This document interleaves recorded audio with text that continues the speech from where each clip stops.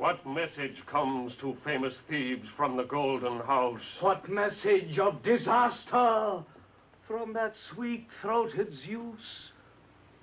What foul things that our fathers saw do the seasons bring?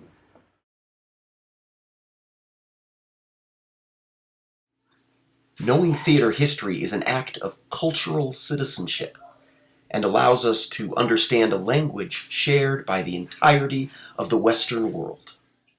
Ancient Greek theater was at the center of Greek life and played an important role in its people's culture. Today, it can provide us with insights into Greek politics, philosophy, morality, and religion.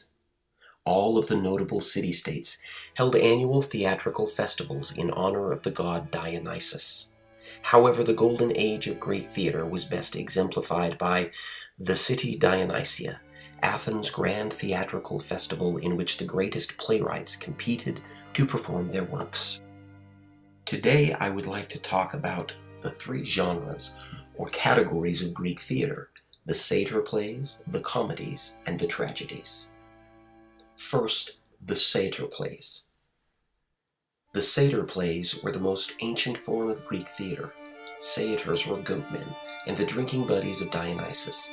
They were supposed to have engaged in wild and immoral behavior.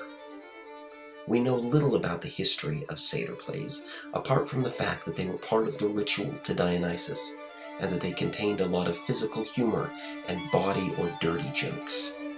After the development of comedy and tragedy, satyr plays continued to be performed during festivals to provide comic relief between the more complex comedies and heavy tragedy.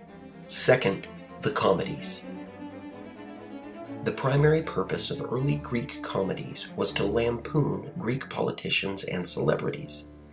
To lampoon means to criticize using ridicule or sarcasm.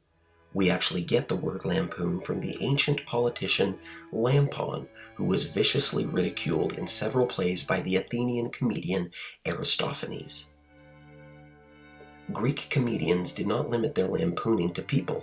They also targeted ideas, including war, greed, liberalism, and even their own religion. The humor of Bill Maher, Jon Stewart, and Saturday Night Live can all trace their roots back to Greek comedy. Later Greek comedies, or what we now call new comedies, generally followed classical conventions, but introduced a subtler form of comedy, a comedy of manners. These plays focused on domestic situations and were more realistic and down-to-earth than the old comedies.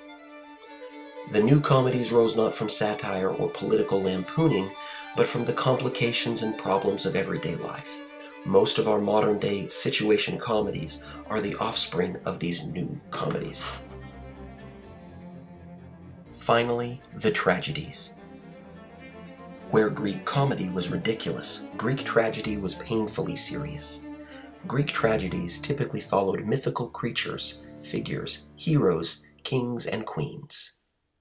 All of these people were generally good, but suffered from a tragic flaw, typically hubris or excessive pride.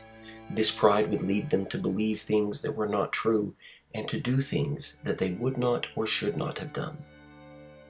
The philosopher Aristotle considered Oedipus the king to be the perfect play. Throughout the play, the chorus acts as the moral compass, telling the hero his beliefs are wrong, begging him to refrain from some disastrous action, yet they are ignored. At the climax of the tragedy, the misguided beliefs and actions of the hero lead him to catastrophe. As he bemoans his fate, the chorus drives home the moral. In conclusion, one of the primary reasons we study ancient Greek theater is for the insights it provides us into the foundation of Western civilization.